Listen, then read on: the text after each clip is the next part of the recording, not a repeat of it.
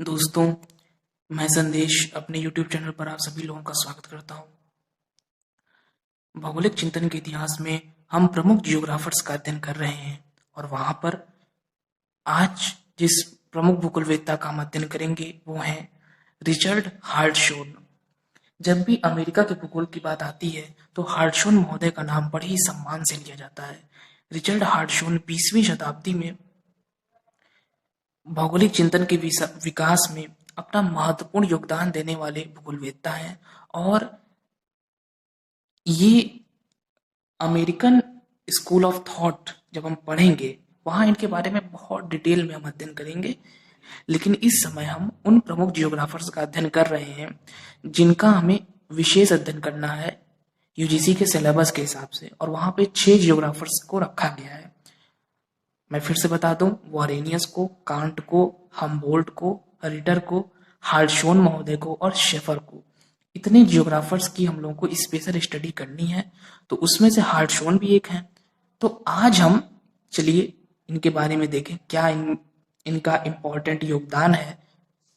चलिए शुरू करते हैं। जैसा कि आप देख रहे हैं 1899 में इनका जन्म हुआ संयुक्त राज्य के पश्चिम पेंसिल्वेनिया के किट्टोनिंग नगर। चलिए एक बार हम पेंसिल्वेनिया की लोकेशन देख लेते हैं। दोस्तों, अब आप पेंसिल्वेनिया की लोकेशन देखेंगे। पेंसिल्वेनिया की अगर हम लोकेशन को समझें नॉर्थ अमेरिका में, तो ये यूएसए का एक स्टेट है और इसका एक ईस्टर्न स्टेट है, पूर्वी राज्य है। ये आपके सामने लिखा दिख रहा होगा पेंसिल्वेनिया, नीचे मैरीलैंड लिखा हुआ है, ऊपर न्यूयॉर्क है और पेंसिल्वेनिया सीमा बना रहा है लेक इरी के साथ, आप देख रहे होंगे मैप में। तो ये है पेंसिल्वेनिया, बहुत इंपॉर्टेंट स्टेट है, खनिज की दृष्टि से बहुत ही संपन्न राज्य। और जब हम लोग यूएसए पढ़ेंगे तो बहुत डिटेल में इस पर हम लोग बात करेंगे। पेंसिल्वेनिया, एक बार फिर से इसकी लोकेशन देख लीजिए ध्यान से, क्योंकि वहाँ ये चीज़ आपके काम आएगी जब हम लोग रीजनल स्टडी करेंगे यूएसए की, एक ईस्टर्न स्टेट। और प्रिंसटन विश्वविद्यालय, जैसा कि आप लिखा देख भी रहे होंगे,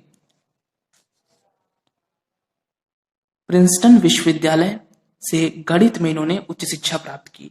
बहुत सारे भूगोलवेत्ता हमें ऐसे मिलेंगे जो बड़े बड़े जियोग्राफर तो बन गए लेकिन उनकी स्टडी दूसरे सब्जेक्ट्स में हुई थी। अब आप सोच सकते हैं कि दूसरे सब्जेक्ट को पढ़ते हुए वो एक महान भूगोलवेत्ता भी बने, क्योंकि प्राचीन समय के लोगों को हर क्षेत्र का ज्ञान होता था।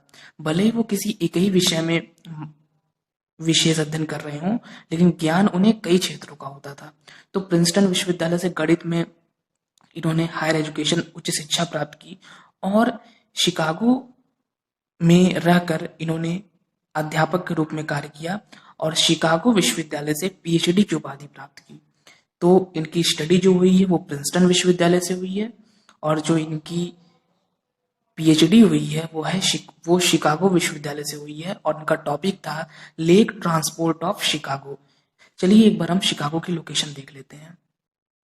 फ्रेंड्स, अगर हम शिकागो की लोकेशन देखें तो ये मिशिगन झील के किनारे स्थित है और बहुत ही इम्पॉर्टेंट शहर है। कभी कभी तो सीधे सीधे यही प्रश्न आ जाता है कि शिकागो किस झील के तट पर स्थित है, तो ये मिशिगन झील के तट पर स्थित है। आप देख रहे हैं शिकागो की एग्जैक्ट लोकेशन, नीचे आपको गैरी भी लिखा दिख रहा होगा, बहुत इंपॉर्टेंट शहर है गैरी भी। शिकागो विश्व का एक बहुत ही इंपॉर्टेंट टूरिस्ट डेस्टिनेशन भी है और काफ़ी इंपॉर्टेंट शहर है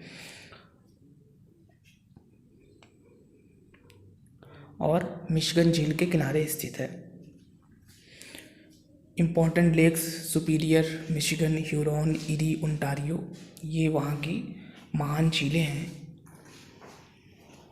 ये 5 झीलें आप इस वक्त मानचित्र में इनकी लोकेशन को देख रहे हैं। सुपीरियर, मिशिगन, ह्यूरॉन, इरी और बगल में ओंटारियो। तो ये 5 महान झीलें हैं और मिशिगन झील के किनारे स्थित है शिकागो।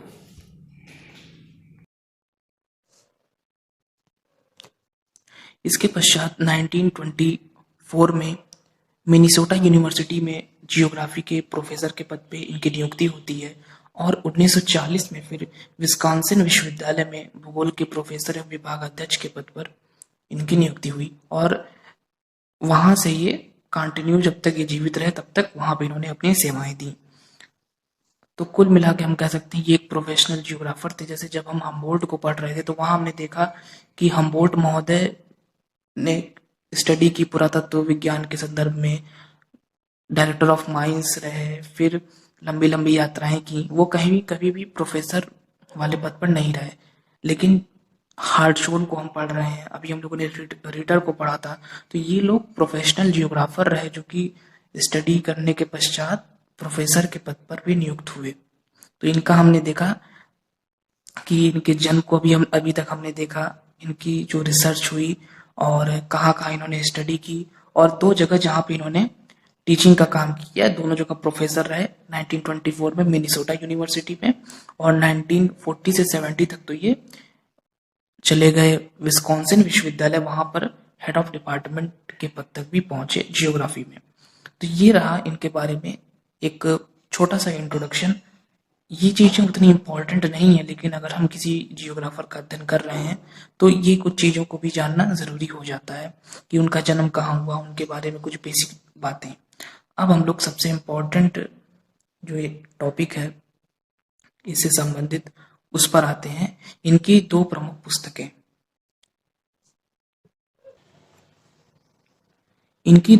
पुस्तकें, जैसा कि आप देख रहे हैं, नंबर 1 लिखा है द नेचर ऑफ जियोग्राफी 1939, और इसके पश्चात 20 साल बाद एक और बुक आती है perspective on the nature of geography. अर्थात पहली का अगर हम हिंदी में ट्रांसलेट करें तो भूगोल की प्रकृति, और दूसरी बुक है भूगोल की प्रकृति पर संदर्श।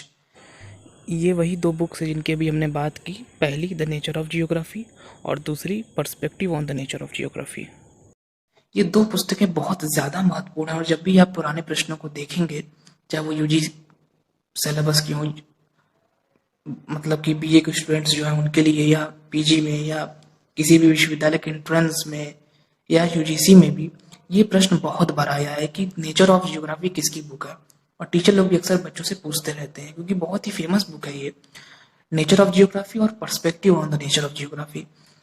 Perspective on the nature of geography को लिखने का कारण ये था कि जब इन्होंने नेचर ऑफ जियोग्राफी लिखी 1939 में, तो इनकी बहुत आलोचना भी हुई, क्योंकि जब भी कोई बुक आती है बड़े विद्वान की तो आलोचना होना तो स्वाभाविक सी बात है। तो जब इनकी इतनी आलोचना हुई तो इन्होंने 20 साल बाद, आप सोचिए कितनी मेहनत की, और एक और बुक लिखी 1959 में, वो है perspective on the nature of geography. तो एक बहुत अच्छी चीज है कि इन 2 पुस्तकों को याद करने में आपको कोई भी दिक्कत नहीं होगी। अगर आप एक बुक को याद कर लेते हैं तो दूसरी बुक आराम से आप याद कर लेंगे। पहली बुक है नेचर ऑफ जियोग्राफी और दूसरी बुक है perspective on the nature of geography. Hartshorne महोदय ने अपनी इस पुस्तकों में भूतल की संकल्पना, क्षेत्रीय भिन्नता की संकल्पना, भूदृश्य की संकल्पना, संभववाद, भूगोल में द्वैतवाद अर्थात सिस्टमेटिक और रीजनल में जो ड्यूअलिज्म है, और फिजिकल और ह्यूमन में जो है, ये सभी बातों पर, इन सभी टॉपिक्स पर अपने विचार रखे हैं। और ये मैं यहाँ बता दूं कि संभववाद की जो विचारधारा है उसके ये समर्थक थे। संभववाद पर हमारा एक अध्याय है, आप उसे देख सकते हैं, जहां पर मैंने बताया है कि अगर मैं यहाँ उसे छोटे रूप में बताऊं कि ये जो पॉसिबिलिज्म का कॉन्सेप्ट है ये कहता है कि मनुष्य सर्वश्रेष्ठ है और प्रकृति उसके लिए सिर्फ सलाहकार की भूमिका निभाती है। ये सब बातें हम वहां कर चुके हैं, आप वो चैप्टर देख सकते हैं जाके। तो उसके ये समर्थक थे।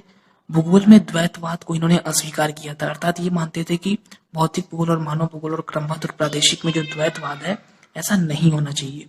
ये इसके पक्षधर नहीं थे अलग करने के। और भूदृश्य की संकल्पना में भी इनका योगदान है। हम जानते हैं कि भूदृश्य का जो कॉन्सेप्ट है वो वैसे तो कार्ल सावर का है, आगे हम जब अमेरिकन स्कूल ऑफ थॉट पढ़ेंगे तो वहां देखेंगे, लेकिन इन्होंने भी उसको अपना समर्थन दिया है।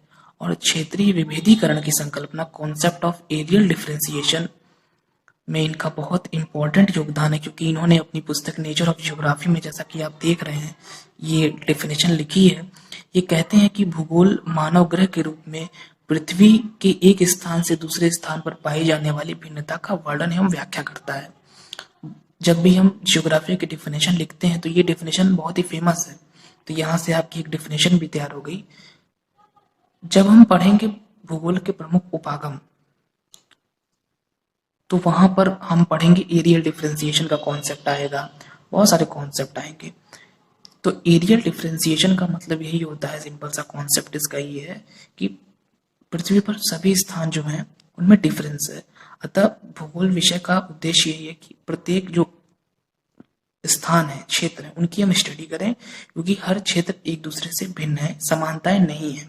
इसे ही कहा जाता है क्षेत्रीय विभेदीकरण की संकल्पना, कॉन्सेप्ट ऑफ एरियल डिफरेंशिएशन, अर्थात एरिया जो है उनमें डिफरेंस है, ये कॉन्सेप्ट है। तो जब पैराडाइम हम लोग पढ़ेंगे वहां भी ये चीजें आएंगी, और जब अभी हम लोग आगे उपागम पढ़ेंगे, अप्रोचेस इत्यादि पढ़ेंगे, तो वहां पर भी ये चीजें आएंगी, कॉन्सेप्ट ऑफ एरियल डिफरेंशिएशन। तो वहां पर हम इसकी और व्याख्या करेंगे। लेकिन इजी कॉन्सेप्ट है, मुझे उम्मीद है कि आप समझ गए होंगे एरियल डिफरेंशिएशन का क्या मतलब होता है। तो ये सारी चीजें एरियल डिफरेंशिएशन का कॉन्सेप्ट, लैंडस्केप के विषय में इनके विचार, पॉसिबिलिज्म के विषय में इनके जो थॉट हैं, ये पॉसिबिलिज्म के समर्थक थे, और ड्यूअलिज्म के बारे में इनके जो विचार थे, जैसा कि मैंने बताया कि ड्यूअलिज्म को ये अच्छा नहीं मानते थे, उसे ये अस्वीकार करते थे। मतलब कि इनका मानना था कि इस प्रकार का विभाजन भूगोल में नहीं होना चाहिए।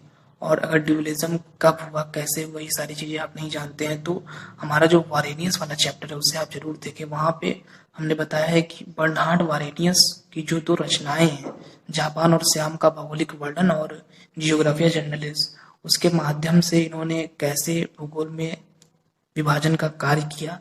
और कुछ विद्वान ऐसा मानते हैं कि वॉरेनियस महोदय ही इसके जनक है, मतलब जो द्वैतवाद वाली बात है वो कहीं ना कहीं वॉरेनियस महोदय से ही जुड़ी हुई है, उन्होंने इसकी शुरुआत की। तो वहां पर हम लोगों ने काफी अच्छे से इसके बारे में अध्ययन किया है, वॉरेनियस को पढ़ा है और ड्यूअलिज्म के बारे में बात की है हम लोगों ने। तो आप वॉरेनियस वाला चैप्टर जरूर देख लें एक बार। तो ये दोस्तों एक छोटा सा अध्याय था, और यहाँ पर हम लोगों ने हार्टशोन महोदय के बारे में जाना। इस अध्याय को और लंबा करने का कोई मतलब नहीं है, क्योंकि इनके बारे में इतनी चीजें इंपॉर्टेंट हैं। इनकी दो पुस्तकें, यही दो पुस्तकें सबसे इंपॉर्टेंट हैं, और जब आप बुक्स पढ़ेंगे तो यही दो बुक ही आपको इनकी मिलेंगी भी, नेचर ऑफ जियोग्राफी और perspective on the nature of geography. और इनके बारे में शुरुआत में ऑलरेडी हम लोग काफी चीजें जान चुके हैं। मैं चाहता तो सिर्फ इन दो पुस्तकों को बता के ही इस चैप्टर को समाप्त कर सकता था, लेकिन मुझे लगा कि नहीं, कुछ हमें इनके बारे में बेसिक भी जानना चाहिए, जैसे इनका जन्म कहाँ पर हुआ, कहाँ ये प्रोफेसर रहे, कहाँ से इन्होंने रिसर्च की। तो कुछ चीजें जब मुझे मिली तो मैंने उन चीजों को भी ऐड कर दिया। बाकी इस अध्याय में इतना ही है। अब आगे हम लोग अगले जियोग्राफर जिनको हमें पढ़ना है, F.K. Schafer, Fred Kurt Schafer, उनका अध्ययन करेंगे।